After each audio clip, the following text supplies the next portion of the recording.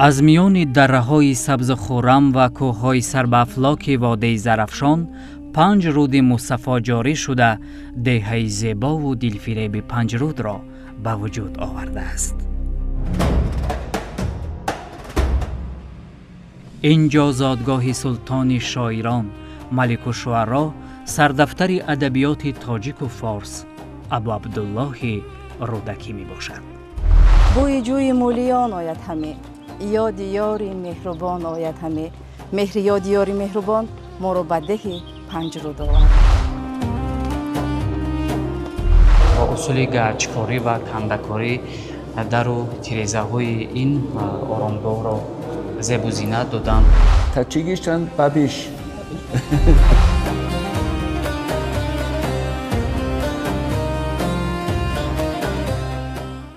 اینجا هر رود از تاریخ و هر سنگ از فرهنگ کهن تاجیکان قصه می کند. ز آب جوی هر ساعت همه بوی گلاب باید. میدانید بیننده های عزیز، من معنای این غزل را در پنجرود رودکی دریافتم. در اینجا اساس همین جای تاریخی شد این سال 1956.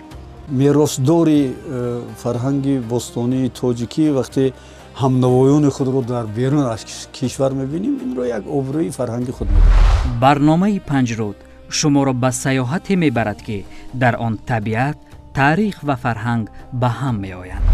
رودکی رفت و ماند حکمت او، می بریزد نریزد از وی. پنجرود، سرزمین سخن، مکان الهام و افتخار ابدی ملت تاجیک.